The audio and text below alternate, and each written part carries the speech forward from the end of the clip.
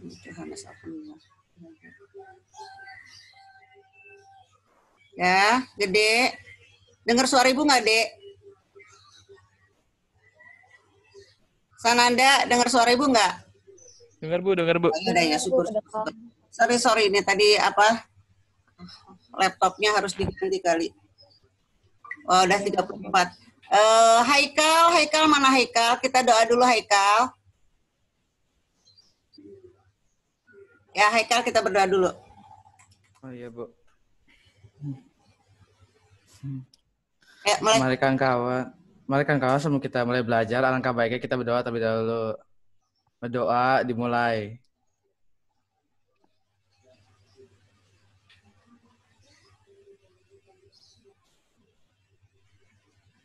Doa selesai. Memberi Amin. salam. Semoga tercapai apa yang kamu inginkan ya. Waalaikumsalam, assalamualaikum. Yang masih dimatikan ini ya videonya, tampakkan dong wajahmu. Tampakkan dulu wajahmu semua. Jadi Ibu lihat kesehatan kamu, ketampanan kamu. Oke. IPA 3, alhamdulillah sehat semua ya. Luken, nanti Pak Joting itu akan, enggak, rambut kamu rapi kok ya. Jangan sampai ada yang gondrong ya, karena nanti juga akan dilihat katanya, nggak tahu bagaimana caranya Pak Joting tuh ngelihat kamu gondrong atau tidak. Oke. IPA 3 ternyata yang tugas kedua banyak yang belum mengumpulkan. Angelina ada, kamu belum. Bian, Calvin, kamu belum tugas kedua. Hah? Udah Bu. Mana? Tadi Bu lihat lagi. Kalau udah kamu ada merasa, Tatar. Pokoknya nanti kamu langsung ngomong ke Ibu aja ya. Kalau umpamanya disebut belum tapi udah ya. Dinda, ya. Johannes, kamu dua-duanya Johannes. Mana Johannes, ada nggak? Kemudian tadi Bu lihat Nadira, Nathanael, Nur, Khalisa. Kamu juga belum, Neng? Saya udah, Bu. Udah. Yaudah nanti Bu lihat lagi ya. Iya. Yang 40 nomor itu bukan, Bu? Yang 40? Saya udah kayaknya. Oh, udah, yaudah. Biarin, nanti Ibu sebut aja dulu ya. Putri tadi belum Sherlock, kemana Putri? Ada nggak? Kemudian Rafael, Rizka. Rizka udah belum, Neng? Nah, tadi yang jadi yang... Udah, Bu. Oh, udah, yaudah. Nanti Ibu lihat lagi ya, Neng ya. Johannes, ternyata masih banyak guru-guru yang belum menerima tugas kamu. Segera ya, Kang ya. Sayang kalau nilaimu turun nanti ya. Iya, Bu. Johannes, kalau umpamanya pas waktunya kamu ngehang atau apa, nah kejar malam. Kalau kemarin Ibu udah konfirmasi dari Pak Jemali katanya udah. Nah, Sensei Asri udah belum, Jo? Ya, kita mulai saja lah ya.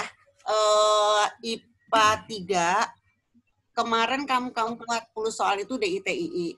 Harusnya Ibu udah nggak nerangkan DITII untuk menyikat waktu. Tapi, karena mungkin kamu nggak tahu, jadi kamu mungkin ketika jawab nggak membaca semua dulu, asal nyari, umpamanya ada pertanyaan, kemudian kamu baru nyari jawaban. Harusnya kamu baca dulu semua, kamu pahami, baru ketika kamu menjawab, nah itu tanpa melihat buku dulu.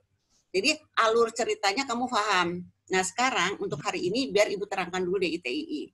Tapi untuk minggu depan ketika Ibu nerangkan Ibu ngasih tugas RMS, nah Ibu tinggalkan RMS. Kita mulai ya. Enggak di sini. Bu. Ibu nggak akan ngasih PowerPoint. Ibu nggak akan ngasih PowerPoint, tapi kamu ingat-ingat aja. Ya, kamu ingat-ingat aja ya. Jadi kalau kemarin DITII yang kamu isi itu, kita mulai dari latar belakangnya. Ingat-ingat, Ibu akan pelan bicaranya. Seperti halnya PKI Madiun, ternyata yang namanya DITII pun melakukan pemberontakan karena kecewa. Sama-sama ya. Kecewa sama. Kecewanya karena perjanjian Renville. Masih ingat ya? Kamu bayangkan ketika kamu mengisi. Nah, kenapa perjanjian Renville itu membuat kecewa? Di situ pemerintahan Indonesia hanya diakui 3 wilayah. Mana saja?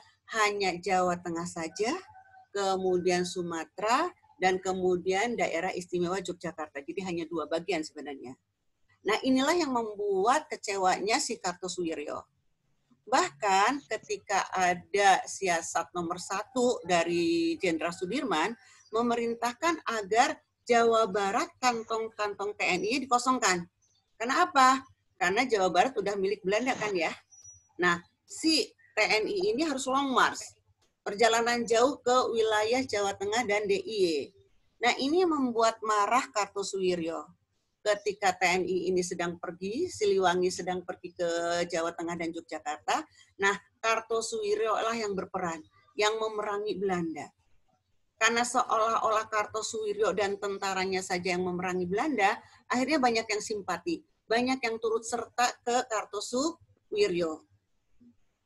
Alif, alhamdulillah, gabung, cakep. Nah, akhirnya apa yang terjadi? Masa Kartosuwiryo semakin banyak, karena banyak empati dan simpati. Dia yang memerangi Belanda sendiri. Nah, 27 Desember 49, diakuilah kemerdekaan kita, diakuilah kedaulatan kita oleh Belanda. Berubah. Yang tadinya daerah federal berubah menjadi RIS. Tionita, nggak terlambat lagi pelajaran Ibu ya. Nah, akhirnya apa? Si TNI ini harus kembali ke Jawa Barat. Ketika TNI kembali ke Jawa Barat, apa yang terjadi? Kartosuwiryo dan tentaranya memerangi TNI. Jadilah kegaduhan, jadilah keributan, jadilah perang, saudara, antara Kartosuwiryo dan TNI. Karena TNI jelas persenjataannya lengkap, kemudian personilnya lebih banyak daripada personilnya Kartosuwiryo, akhirnya Kartosuwiryo terdesak dan mereka gerombolannya lari ke hutan. Tapi selalu membuat keributan-keributan, karena perampokan-perampokan, pembegalan-pembegalan itu terjadi oleh kelompoknya Kartosuwiryo. Kemarin ada pertanyaan, apa tujuan dari Kartosuwiryo membentuk DITII? Nah, ini membentuk negara Islam Indonesia. Karena apa? Karena katanya Soekarno dengan Pancasilanya tidak tegas. Makanya mending negara Islam Indonesia dengan Quran dan hadis sebagai intinya, sebagai dasar hukumnya. Nah, jalan ceritanya sedikit Ibu percepat ya. Nah, akhirnya karena pemerintahan kita merasa terganggu, akhirnya dilakukanlah satu opmil militer dengan dikenal dengan nama pagar betis. Kecepatan? Arafah? Ada? Jadi, Ibu ulangi lagi ya kesimpulannya. Apa yang melatar belakangi Kartosuwiryo dengan daerah Islam Indonesianya, dengan inti tentaranya tentara Islam Indonesia, kecewa perjanjian Renville. Jawa Barat daerahnya Kartosuwiryo seolah-olah diberikan ke Belanda. Akhirnya marah, akhirnya peranglah antara Kartosuwiryo dengan tentara divisi Siliwangi. Karena meresahkan penduduk, akhirnya dilakukanlah operasi militer pagar betis. 1962, Kartosuwiryo bisa ditangkap di Gunung Geber, Majalaya, kemudian dieksekusi mati. Nih, kemarin ketika kamu menjawab, ada pertanyaan enggak? Bu, saya mau nanya, Bu. Siapa yang nanya tadi? Alifian. Alifian gimana? Itu kan Jawa Barat katanya udah jadi milik Belanda, Bu. Terus yang ngurusin si pemberontakan DITI Jawa Barat, kenapa pihak Indonesia, Bu? Nah, gini. Jadi alur ceritanya begini, Alifian, betul. Kan itu udah milik Belanda. Jadi ketika itu milik Belanda, 18 Januari 48, Jawa Barat milik Belanda. Makanya tentara itu harus pergi ke daerah Indonesia. Mana daerah Indonesia yang paling dekat, yaitu Jawa Tengah dengan daerah istimewa Yogyakarta. Tapi kemudian Alifian, politik dunia berubah. 27 Desember 1949, kita diakui kedaulatan Belanda. Belanda mengakui pemerintahan kita. Jadi, yang namanya Jawa Barat dimiliki kembali oleh kita tanggal 27 Desember.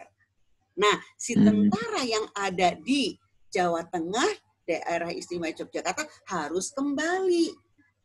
Nah, ketika dia sampai ke Jawa Barat, marah Kartosuwiryo. Karena Kartosuwiryo sudah menganggap ini daerahnya Kartosuwiryo. Karena Kartosuwiryo memerangi Belanda. Begitu, Alfian. Ya, jadi kenapa yang memerangi tentara Indonesia kan itu milik Belanda. Ketika sudah datang kembali, itu sudah milik Indonesia. Karena mulai 27 Desember kita diakui kedaulatannya. Jadi Jawa Barat sudah milik kita kembali. Nah, jadi sekarang si TNI bukan melawan Belanda, tapi melawan saudara sendiri yaitu Kartosuwiryo. Jelas ya? Nah, itulah makanya disebutlah gangguan keamanan. Kita tidak perang dengan Belanda, tapi kita perang dengan orang kita sendiri, dan itu meresahkan. Makanya dikenallah dengan nama gangguan keamanan. Siapa lagi yang mau bertanya? Bagus, Alfian paham ya? Jadi itu udah milik kita ya, Alfian. Siapa lagi yang mau bertanya? Dari pertanyaan kamu. Siapa? Saya, Bu. Dari Bu. Ya, Sakang. Kan tadi katanya Kartosuwiryo itu mau ganti Pancasila jadi konun atau kuana hadis karena Pancasila kurang tegas ya, Bu ya. Terus? Nah, pertanyaannya. Apa dasarnya dianggap Pancasila itu kurang tegas? Dasarnya apa gitu, Bu? Jadi diganti dengan berdasarkan negara Islam. Iya, betul. Apa dasarnya kok dia ngomong Pancasila kurang tegas gitu ya? Begini, Gary dan kawan-kawan. Ternyata Soekarno, Indonesia dengan Pancasilanya itu selalu melakukan diplomasi. Hasilnya setelah diplomasi itu ternyata negeri kita berkurang. Itulah dasar pemikirannya sekelompok orang. Jadi bukan semua orang Islam ya, Gary ya. Dasar pemikiran sekelompok orang yang kecewa terhadap Soekarno. Wah, Pancasila nggak tegas nih, nggak bisa ngusir penjajah begitu saja. Udah, kita ke Quran dan hadis saja. Ini dijadikan daerah Islam. Jadi, walaupun demikian, si Kartosuwiryo tidak memerangi global Belanda ya, di seluruh Indonesia ya, hanya di wilayah Jawa Barat. Hanya dia berpikir, kok nggak tegas sih yang namanya Pancasila? Mau dikuasai itu Soekarno itu. Jadi hanya sekelompok orang Islam yang punya tentara sendiri, itu tentara Islam. Dipikirnya bahwa kalau garis fundamental Islam mungkin dia bergerak sendiri, tidak melihat hukum perang. Gitu ya. Ya Gary, jadi hanya sekelompok itu saja ya. Oke. Siapa lagi? Aura? Udah, kita lanjut. Lanjut ya. Oke, di pernyataan berikutnya. Ternyata Kartosuwiryo 1962, kamu bayangkan Kartosuwiryo ini adalah teman baik, sahabat baik, sama-sama satu perguruan di Rumah Hos Sakor Aminoto.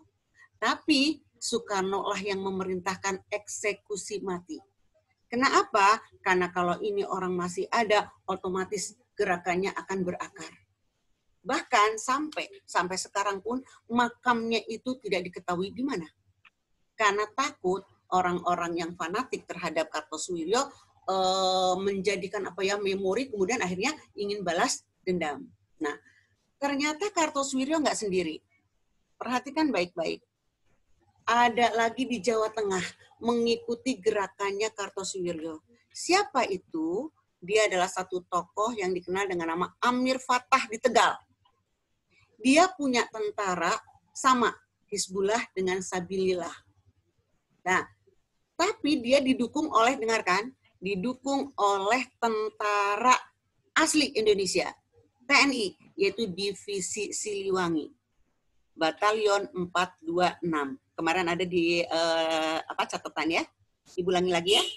Ternyata si Kartosuwiryo tidak sendiri, karena dia pun diikuti oleh orang-orang Jawa Tengah, sekelompok orang Jawa Tengah di bawah pimpinan Amir Fattah. Si Amir Fattah ini gerakannya didukung oleh TNI. Ya, jadi si kekuatan Indonesia, Batalion 426. Kenapa? Alasannya apa? Kecewa lagi. Kok kecewa? Kesejahteraan prajurit sangat kecil. Dan banyak tentara-tentara daerah yang didemobilisasi. makanya nggak punya apa-apa.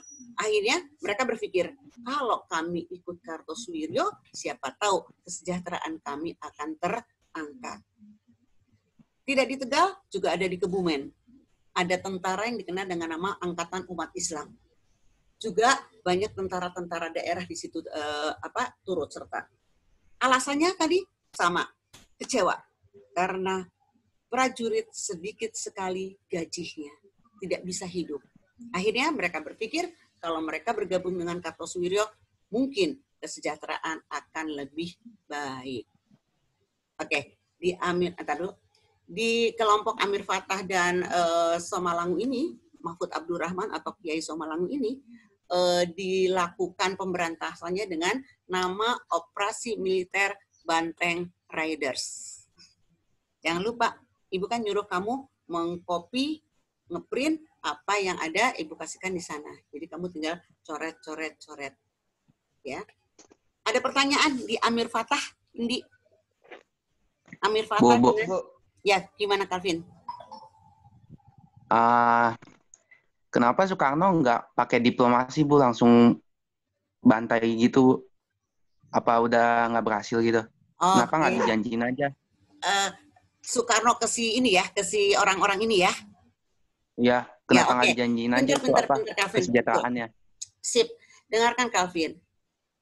Kan ini kalau Ibu kan langsung robos aja ya, karena waktu kita sedikit sekali ya. Jadi sebenarnya kalau alur ceritanya Calvin harusnya terpapar benar ya. Soekarno tidak seperti perkiraan kamu dan kawan-kawan. Kok Soekarno langsung aja membantai, memberantas? Kok tidak diplomasi? Selalu ada. Jadi selalu ada cara damai. Diajaklah musyawarah. Tapi yang namanya Kartosuwiryo, Amir Fattah nggak mau musyawarah. Kartosuwiryo orang penting. Tidak gegabah Soekarno langsung tembak mati eksekusi. Pernah dihadirkan Perdana Menteri pada waktu masa pemerintahan, pada waktu terjadinya gangguan keamanan adalah Perdana Menterinya Natsir. Sampai Perdana Menterinya sendiri yang melakukan hubungan musyawarah, tapi ditolak oleh Kartosuwiryo karena Kartosuwiryo sudah kecewa. Jadi Calvin dan kawan-kawan tidak langsung diberantai ya, tapi dilakukan diplomasi. Tapi karena diplomasi tidak berhasil, mereka ingin dalam bentuk kekerasan terus, ya sudah, daripada Indonesia hilang semuanya, ya mending sekelompok ini saja yang dihilangkan. Nanti banyak pengikut-pengikutnya yang akhirnya sadar, kembali ke pangkuan Ibu Pertiwi banyak. Hanya kalau Kartosuwiryo, Amir Fattah, Somalangu itu enggak. Oke, Calvin, lanjut ya. Tadi pertanyaan Calvin betul, bagus. Kenapa enggak diplomasi? Kita ke Aceh, Vin. Kemarin kamu lihat Daud Bereuh ya? Di Aceh ya, ada pertanyaannya. Daud Bereuh pun di Aceh kecewa. Orang Aceh adalah orang yang penyumbang besar kepada pemerintahan Indonesia ketika kita ekonominya terpuruk. Rakyat Aceh ingin menyegerakan Belanda pergi, dia iuran. Satu wilayah akhirnya dikasihkan kepada Soekarno. Nah, tapi Vin dan kawan-kawan, Indonesia pada waktu itu harus memangkas anggaran belanja negara. Ada satu kebijakan ekonomi dari Hatta yang dikenal dengan nama, semakin banyak nih, rekonstruksi rasionalisasi.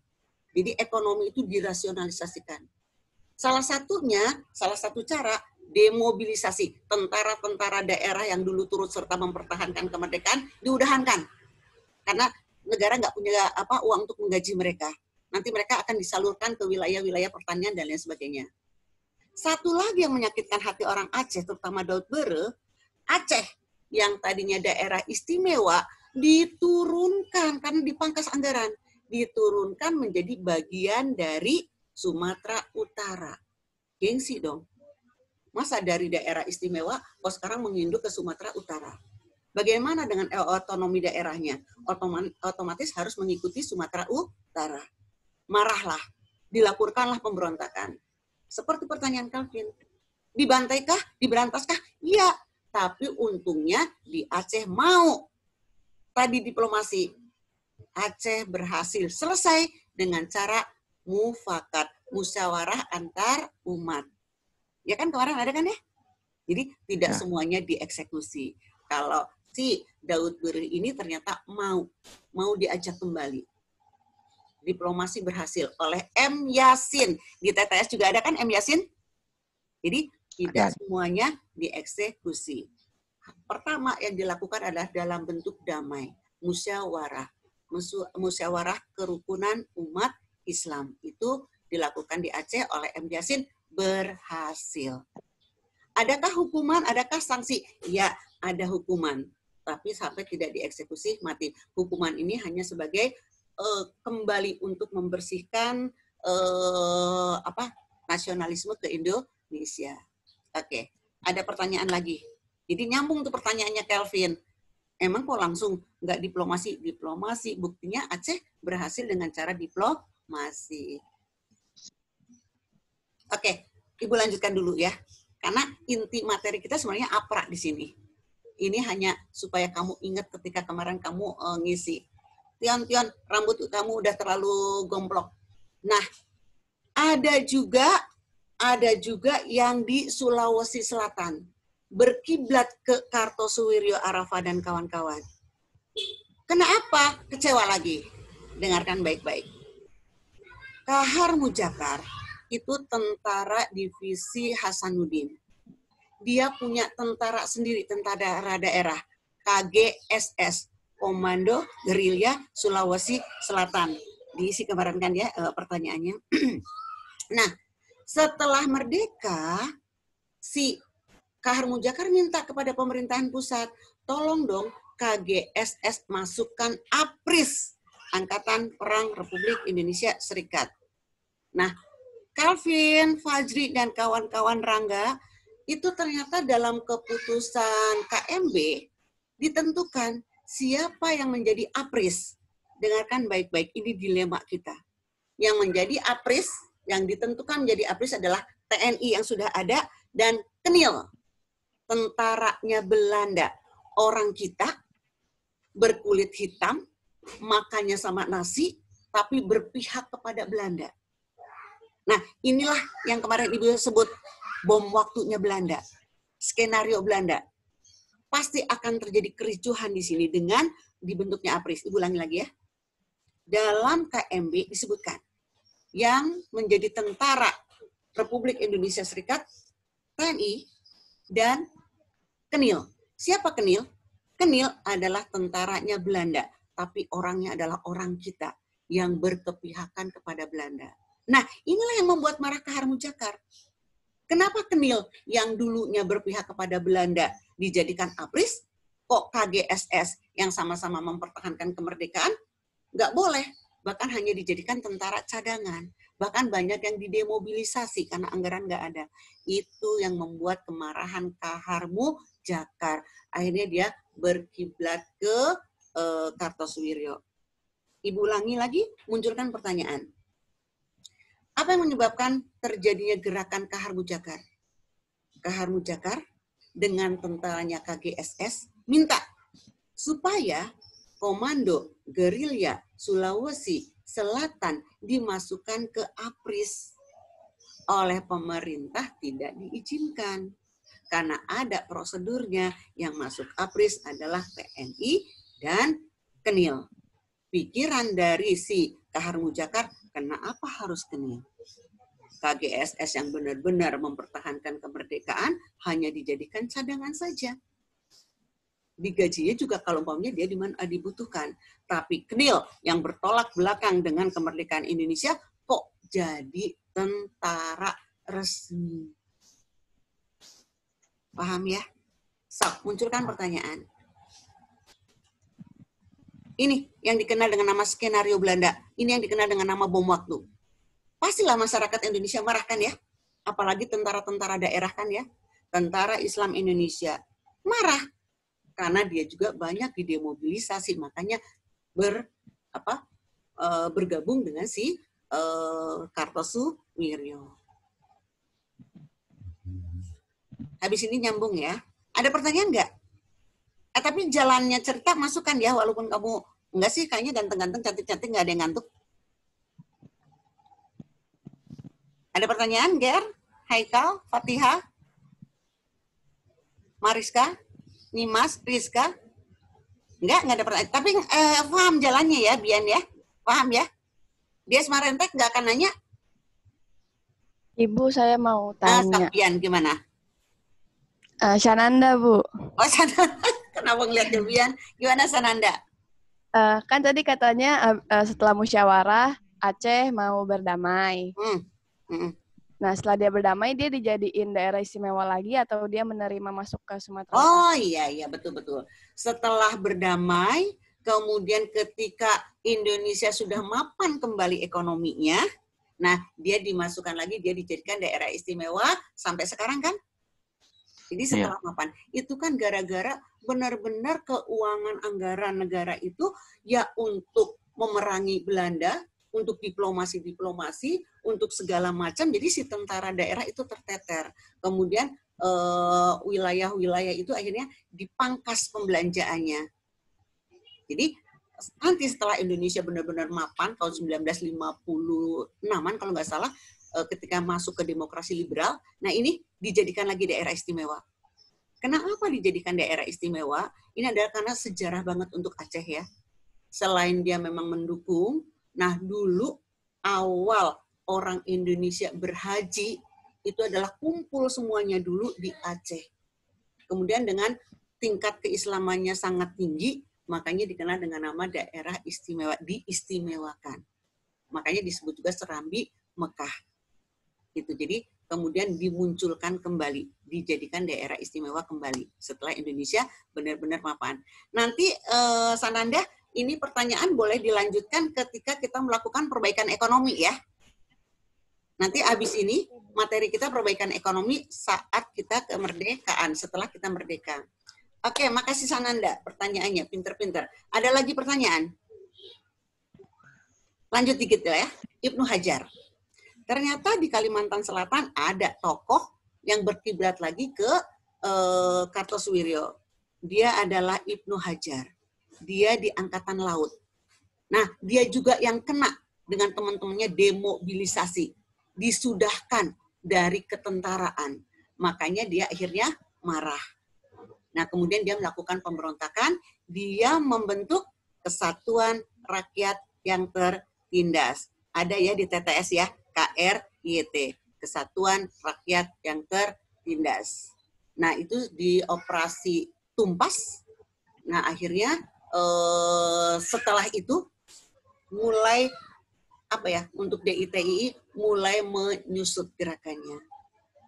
Tapi apakah sudah dengan DITII? Masih ada lagi. Dilanjutkan dengan APRA, dilanjutkan dengan RMS, dilanjutkan dengan Andi Ajis. Jadi kamu bayangkan, kamu tarik empati kamu, betapa susahnya Soekarno memimpin pada waktu itu. Oke, sebelum kita lanjutkan ke APRA, ada pertanyaan gede, Adit, Rafael, siapa? Siapa mana? Bu. Ayo. Kan tadi yang melakukan pemberontakan di banyak wilayah itu kan karena kekecewaan terhadap berbagai hal ya, Bu. Terus kenapa kayak mereka merasa bahwa kalau negara Islam itu jadi solusi terbaik mereka gitu, Bu, meskipun permasalahannya berbeda-beda? Ulangi lagi, Gary, kenapa? Kan tadi gimana? Kan DITII itu kan di berbagai wilayah itu pemberontakannya karena berbagai hal kan, Bu ya. Ada kekecewaan gitu, Bu. Terus kenapa mereka semuanya berkiblat ke Kartosuwiryo gitu, Bu? Oke. Jadi pengen negara Islam. Ya, udah paham. Jadi kan alasannya berbeda-beda ya. Contoh, di Aceh karena tadinya daerah istimewa, kemudian dijadikan masuk ke wilayah Sumatera Utara. Kemudian di Kahar Mujakar juga hanya karena tidak dijadikan tentara. Tapi kenapa semua berkiblat?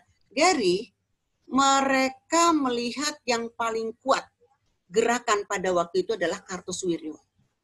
Karena apa, Gary? Kartosuwiryo pun ternyata didukung oleh Belanda. Tanya lagi.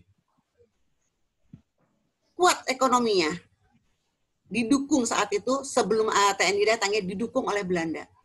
Jadi akhirnya tokoh pada waktu itu si Kartosuwiryo itu kan tokoh kuat juga. Pada waktu zaman perjuangan si Kartosuwiryo tokoh kuat juga. Makanya mereka berpikiran, siapa tahu si Kartosuwiryo itu akan berhasil. Nah, mereka pun dijanjikan oleh Kartosuwiryo. Kalau Kartosuwiryo berhasil, mereka akan mendapatkan kedudukan. Berbeda-beda masalahnya, tapi berkiblat ke Kartosuwiryo karena Kartosuwiryo dianggap kuat. Dan Kartosuwiryo pada waktu itu didukung Belanda. Kamu pikir lagi, loh kok Belanda dukung? Dengarkan, divide et imperanya Belanda. Dia kasih, tuh Calvin udah ngantuk, dia kasih apapun ke Kartosuwiryo.